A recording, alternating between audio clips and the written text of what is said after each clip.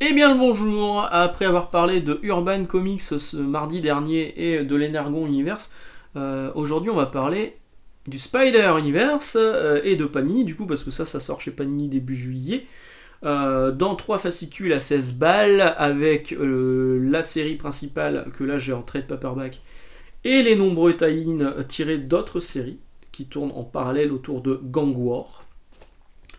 Un unforgettable event, un événement inoubliable. Oui, tu parles. On a eu Gotham War il y a pas longtemps chez Batman. Là, on a Gang War chez Spider-Man. Coïncidence, qui copie qui, je ne sais pas. Mais on nous vend un événement qui va changer encore une fois la surface du monde de Marvel. Et c'est non. C'est non. C'est juste non.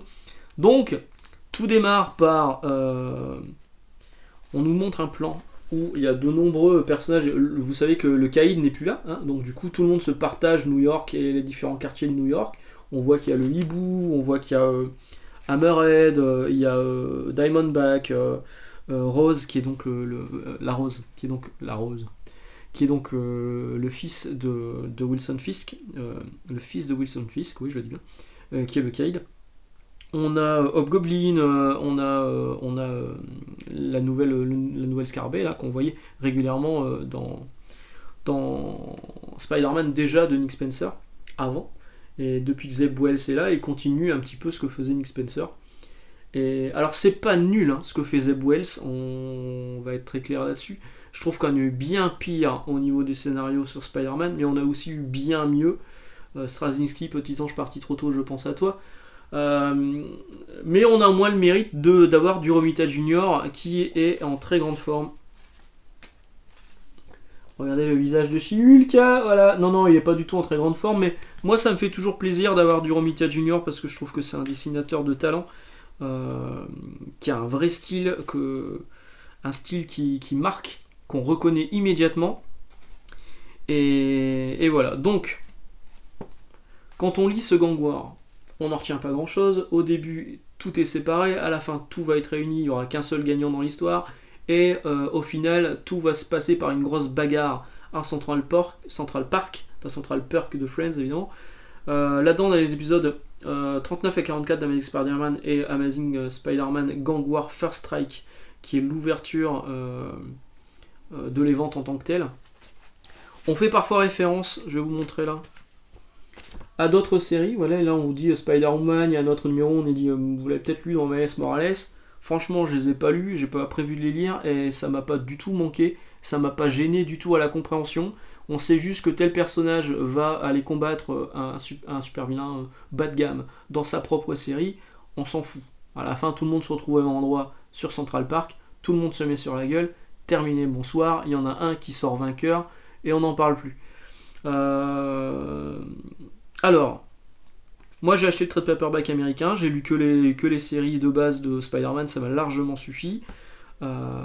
Maintenant, si ça avait été le cas, si je lisais la série en français, acheter 3 fascicules à 16€ pour me taper les épisodes de Spider-Man et les tie-in inutiles, ça me ferait chier.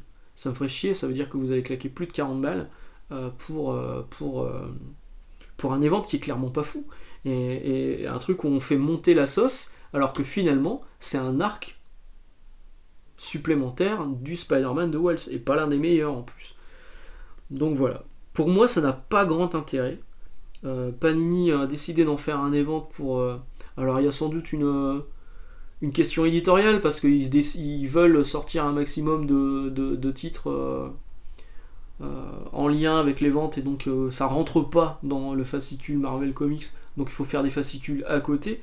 Mais si vous achetez Marvel Comics et vous suivez Spider-Man, vous allez être obligé d'acheter les fascicules de Gang War si vous voulez tout suivre, parce que les épisodes de Spider-Man seront dans Gang War, normalement, à moins un truc, à moins qu'ils mettent que les tie-in dans Gang War, mais franchement j'en doute. Et donc, vous allez être obligé, si vous êtes fan de Spider-Man, de suivre ça. Ou alors, vous attendez la sortie en deluxe dans quelques années, et puis vous n'aurez peut-être que les épisodes de Spider-Man.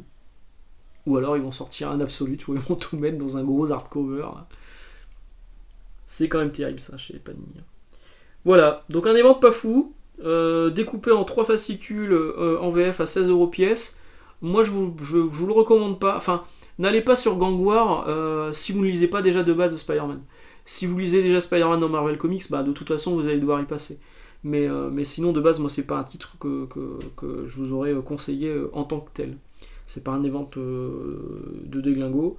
Euh, Il y avait des arcs sur Amazing Spider-Man par Wells qui ont été bien meilleurs que ça. Même l'arc qui a fait plutôt polémique sur la révélation de ce qui s'est passé euh, depuis le tout début. Vous savez, du Amazing Spider-Man de Wells, on voit la première scène d'ouverture, c'est Spider-Man en plein milieu d'un cratère, et c'est écrit 6 mois plus tard. On voit qu'il s'est fâché avec tous les super-héros, on comprend pas trop pourquoi. Ça a mis très longtemps à être révélé, et pour un final qui n'était pas non plus complètement fou, et qui renvoyait à un vieil épisode. Euh, C'était pas terrible, mais c'est moins pire que ça. Voilà. Je vais sans doute vous laisser là. Oui, cette vidéo va être très courte, mais en même temps, il n'y a pas grand chose à dire dessus. Est-ce que je vous montre une image de plus voilà. Je peux vous montrer quelques pages supplémentaires. Ça va pas tellement vous avancer. C'est du John Romita Jr. comme on le connaît. Voilà, le trade paperback américain est sorti au prix de 24,99$ et je pense que c'est déjà bien cher payé. Allez, excellente journée, excellente lecture, on se retrouve dimanche.